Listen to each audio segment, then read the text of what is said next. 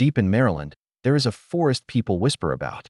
It hides in the hills near a small town called Burkittsville. Travelers say the woods swallow every sound. They say the trees move when no one is looking. Some claim to hear voices carried by the wind. Others say people vanish and are never seen again. For decades, the stories have spread far beyond the town. Most say it is just a legend, but the events you are about to hear are real. They happened in a real town, to real people. This is not fiction. This is the truth that inspired one of the most feared legends in America. This is where myth and reality collide. This is the real story behind the Blair Witch. If you love uncovering real mysteries and want more stories like this, make sure to subscribe and hit the notification bell so you don't miss a single moment. Burkittsville is a small town in Maryland. It was founded in the 1820s. Today, fewer than 200 people live there. The streets are quiet and narrow, lined with old brick homes. The town sits near the hills where Civil War battles once took place. Soldiers marched through these hills at Crampton's Gap, leaving behind tents, supplies, and memories of a violent past. Despite its history, Burkittsville was mostly peaceful for centuries. There were no witches here. There were no trials. There were no mass disappearances. The town's dark reputation exists only in stories. Everything changed in 1999. A movie called The Blair Witch Project used Burkittsville as the setting for its fictional legend. Tourists and fans arrived in the town, searching for the real forest. Signs were stolen. Streets were crowded with curious visitors. Locals were frustrated. They had to explain over and over that there was no Blair Witch, no curses, no haunted forest. Even though the witch was never here, her shadow fell across every street sign and every corner of the town. For a small town with a quiet past, Burkittsville suddenly became famous for a story that was not true. The legend of the Blair, which did not grow from real events. It did not rise from old diaries, forgotten graves, or missing people. It began in a classroom. It started with two young filmmakers who wanted to try something bold. Their names were Daniel Myrick and Eduardo Sanchez. In early 1997, they sat together and talked about the kind of horror that stays in the mind. Not blood, not monsters, but fear that feels real. Fear that could happen to anyone. Fear that does not need to show itself to be believed. They asked a simple question. What if a movie looked so real that people thought it actually happened? What if the audience felt like they were watching raw footage? Lost tapes, found hours after something terrible took place. To build this idea, they studied American folklore. They looked at stories from the 1700s. They read tales of women accused of witchcraft. They looked at colonial fears, small-town rumors, and the old fear of the dark woods. Then they created a name that sounded like it came from a forgotten page in history. They called her Elly Kedward. She was described as a woman from the 1700s who lived in a town called Blair. According to their story, villagers accused her of witchcraft. They tied her to a tree in the winter cold. They left her to die, and they claimed her spirit came back for revenge. But none of this was real. There was never a woman named Elly Kedward in Maryland. There was never a town called Blair with witch trials. The entire legend was created on paper, piece by piece, by two filmmakers searching for the perfect scare. Even the place called Black Hills Forest was invented. The name feels ancient. It feels dangerous. But it did not come from Maryland's history. It came from the filmmakers' imagination. They borrowed the name from the Black Hills in South Dakota, a place known for sacred stories and deep woods. And what about the forest scene in the movie? It was not filmed near Burkittsville at all. It was shot in Seneca Creek State Park, over an hour away. A calm park, filled with hikers, bikers, and families. Not a single haunting ever recorded there. To make everything believable, the filmmakers used a new idea. They created a fake reality around the movie. They made fake police reports, fake interviews, fake newspaper articles, fake timelines showing when the students went missing. They made missing person posters with the actors' faces. They put them on the early internet. And the internet in 1999 was very different. People could not easily verify facts. There was no social media. There were no fast fact-check websites. If something looked official, people believed it. The filmmakers used this to build a world that felt true. A world that tricked even adults into thinking the legend might be real. When the movie finally came out, many people walked into theaters with one question in their mind. Did this really happen? Some viewers watched the film in silence. Some left the theater shaking. Some thought the actors were dead. The line between truth and fiction had been erased. and the legend spread faster than anyone expected. News stations talked about it. Magazines wrote articles about the missing students. People who had never heard of Burkittsville suddenly thought it was one of the most haunted places in America. But none of it came from old stories. None of it came from real history. It came from a creative idea, designed to feel real, and from a world that was not yet ready for this kind of storytelling. It wasn't a documentary. It wasn't a real case. It was marketing. Brilliant, careful, and powerful enough to make millions question what they knew. The filmmakers created a myth, but the world turned it into something more. For many people, the Blair Witch became real, not because of history, but because the story was too frightening and too believable to ignore. In 1999, the internet was a very different place. Most people were just learning how to use it. There were no smartphones. There was no social media. There were no quick fact-checking websites. If you saw something online, it felt important. It felt official. It felt true. And this is where the Blair Witch legend took on a life of its own. The filmmakers understood this new world better than anyone. They saw the internet as a tool that could blur the line between truth and fiction. So they created one of the first viral websites in movie history. It looked like a real crime archive. It showed fake police files. It showed fake interviews. It showed the 3 student filmmakers as missing. Their photos were posted with dates, locations, and timelines. Every detail looked real. People who visited the website felt like they were discovering a hidden case. They felt like investigators. Some users printed the files. Some shared the pictures with friends. Some went online searching for clues. And because the internet was still new, no one knew how to check if the information was false. Soon, the story started to spread beyond computers. TV stations began talking about the missing students. A few magazines wrote short reports asking if the footage was real. Some news anchors even wondered on air if a true crime story was being uncovered. The line between entertainment and journalism became blurry. And once that line blurred, it stayed blurry. Fans all over the country became obsessed. They looked for every little detail. They read the files again and again. They searched message boards, hoping to find answers. Many people believed the actors had truly vanished in the woods. They believed the footage was real. They believed the forest in Maryland was hiding something dark and dangerous. Then something even stranger happened. People started traveling to Burkittsville. They wanted to see the place where the students disappeared. They wanted to walk the same roads. They wanted to step into the same woods shown in the film. Even though the movie was not filmed there, the legend spread faster than the truth.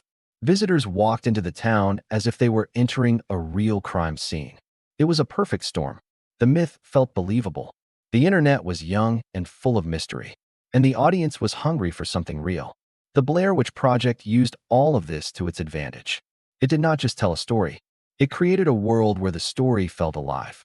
And for a short moment in time, millions of people believed that world was true. What began as a movie became a movement. What started as fiction became folklore.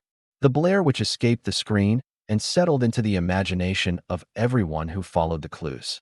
The internet had created its first great horror hoax. And once the legend took root, it grew far beyond anything the filmmakers expected. When the Blair Witch Project exploded onto the world stage, Burkittsville, a quiet town of fewer than 200 people, was suddenly transformed overnight. What had been peaceful streets, old brick homes, and a small community rooted in history became a magnet for curiosity, obsession, and fear. People from all over the country arrived, searching for clues, signs, or traces of the legendary witch that had never existed. The town's serenity vanished. Visitors walked into the woods at all hours, sometimes leaving offerings or strange symbols in the dirt, believing they were interacting with something supernatural. Locals were frustrated and alarmed. Signs marking streets and forests disappeared. Trespassers wandered into private property. Children were warned not to go near the edges of the woods. The quiet town, with its simple daily life, was suddenly forced to respond to a flood of strangers convinced they were investigating a real disappearance. Some residents laughed at the absurdity, while others admitted they felt a twinge of unease as the eerie stories from the film bled into reality. Even when they explained to visitors that the legend was fiction, many refused to believe them. At the same time, the town began to experience a strange shift. The historic streets, lined with 19th-century homes and remnants of the Civil War, suddenly felt different. Shadows in the trees seemed longer, The wind sounded sharper, and even locals reported moments of disorientation in the nearby forests. Some claimed to hear footsteps or whispers where no one was present. These sensations were never explained, but they added a layer of tension that blurred the line between myth and reality. News outlets visited Burkittsville to report on the phenomenon. Interviews with residents highlighted their confusion, their fear, and their exhaustion. Many insisted that there was no witch, no curse, and no secret force in the woods. Yet journalists could sense the town's uneasy energy. Even those who understood the story was fiction admitted that the attention had brought a strange power to the forests and streets. The legend, it seemed, had begun to influence reality simply through belief. Despite the challenges, there were benefits. Some local businesses saw an increase in visitors. Small shops and cafes sold memorabilia, and the town gained a form of unexpected fame. Yet this came at a cost. The quiet life of Burkittsville, once untouched by the outside world, was replaced by constant speculation, crowds, and the shadow of a story that was never real. For the people of Burkittsville, the Blair Witch was a paradox.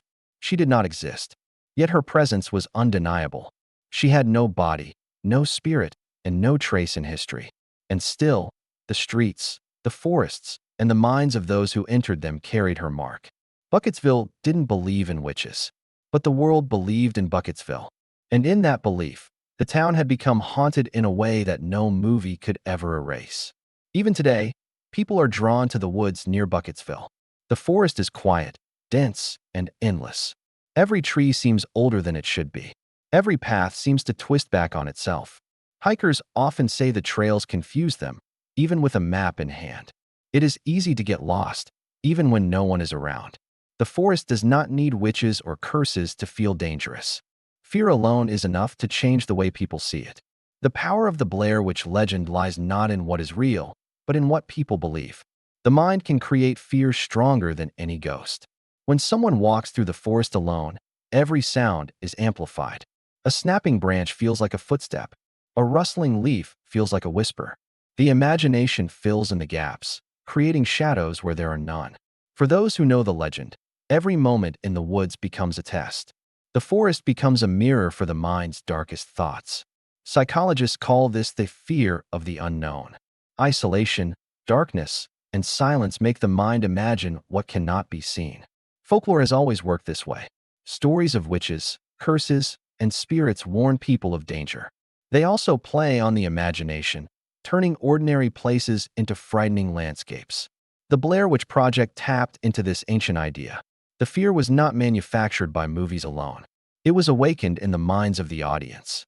And when fans visited the real forest, their minds continued the story. Visitors report odd experiences even today. Some hear footsteps behind them. Some feel eyes watching from the shadows. Some wake in the night thinking they hear whispers from the trees. There is no evidence of actual ghosts or curses. Nothing in the forest moves on its own. Yet people feel the legend in their bones. The forest is haunted not by spirits, but by belief. The fear that began as a movie now lives in the minds of everyone who steps among the trees. This is the strange power of myth. It grows stronger with attention. Every story, every warning, every visitor adds to its weight. The woods near Burkittsville may be calm, silent, and ordinary. But for those who carry the legend with them, the forest is never empty. Every step is shadowed. Every sound is amplified. Every moment is a test of courage. The real forest isn't haunted by witches or ghosts. It is haunted by belief. And that is why the story of the Blair Witch continues to grip people decades later. The fear is not in what is seen, but in what is imagined. The forest holds no secrets, yet it holds everything the mind wants to believe. Every visitor, every reader, every viewer carries the story inside themselves, making the legend live on. Even decades after the film's release, the Blair Witch legend continues to live. It has inspired an entire generation of filmmakers to try found footage horror. It has inspired stories, games, and countless articles online.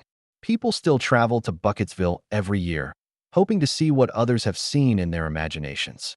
The legend has grown beyond the town, beyond the film, beyond the forest itself. The story endures because it touches something deep within us.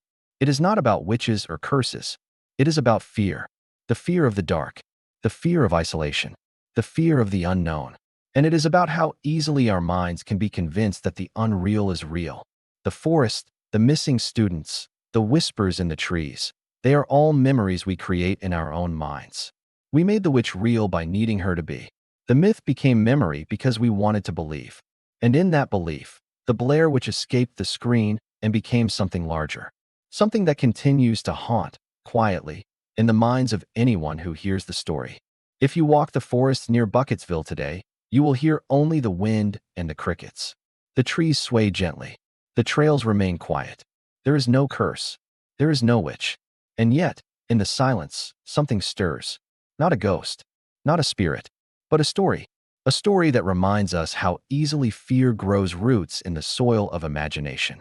The Blair Witch was never real, but what we believed made her real enough. Legends never die. They just change their shape. And sometimes, they live quietly in the mind, waiting for the next person to enter the forest, to listen closely, and to believe. If you enjoyed this journey into the legend of the Blair Witch and want more real-life mysteries and stories of fear, make sure to subscribe and hit the notification bell so you never miss an episode.